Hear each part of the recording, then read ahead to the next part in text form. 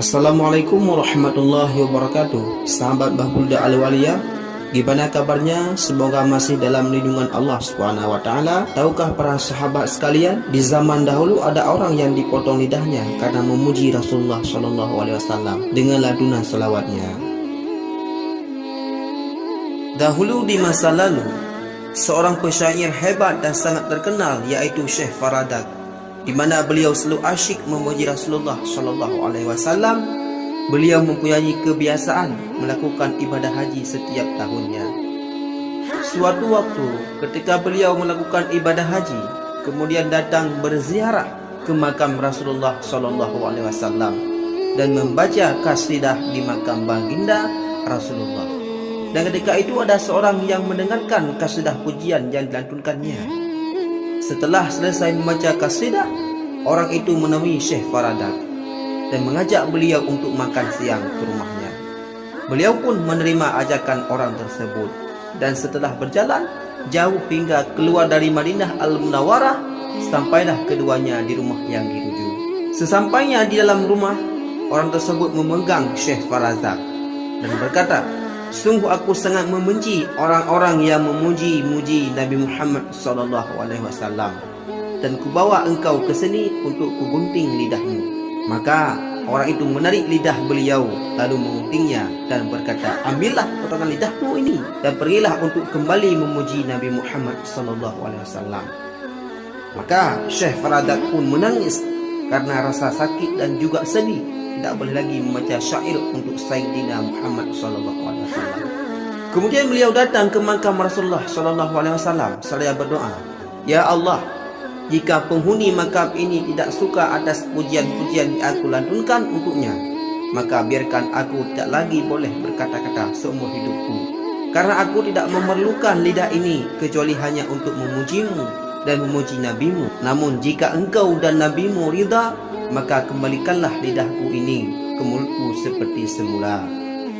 Beliau terus menangis hingga tertidur dan bermimpi berjumpa dengan Rasulullah SAW yang berkata, "Aku suka mendengar pujian-pujianmu.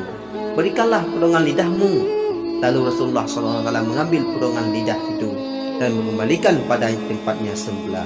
Ketika Syekh Faradat terbangun dari tidurnya, beliau mendapati lidahnya telah kembali seperti sedia kala. Maka beliau pun bertambah dahsyat memuji Rasulullah SAW. Hingga di tahun selanjutnya, beliau datang lagi menziarah Rasulullah SAW dan kembali membaca pujian-pujian untuk Rasulullah. Dan di saat itu datanglah seorang yang masih muda dan gagah serta berwajah cerah menemui beliau dan mengajak beliau untuk makan siang di rumahnya. Beliau teringat kejadian tahun yang lalu, namun beliau tetap menerima ajakan tersebut, sehingga beliau dibawa ke rumah anak muda itu. Sesampainya di rumah anak muda itu, beliau dapati rumah itu adalah rumah yang dulu pernah beliau datangi, lalu lidah beliau dipotong.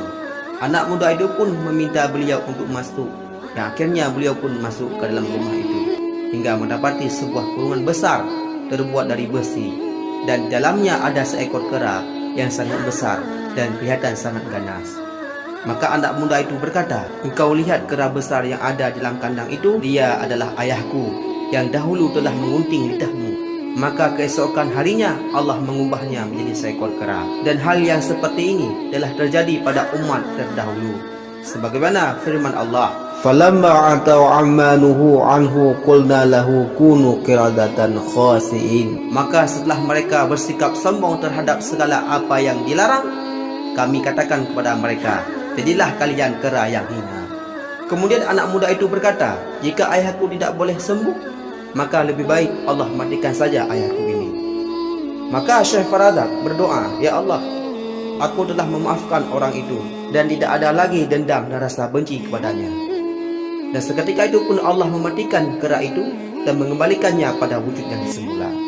Dari kisah ini jelaslah bahwa sungguh Allah mencintai orang-orang yang suka memuji Nabi Muhammad SAW, karena pujian kepada Nabi Muhammad SAW disebabkan oleh cinta. Sampaikanlah kebaikan walaupun sebiji sawi. Shalluna ala Nabi Muhammad. Wallahu a'lam bishawab.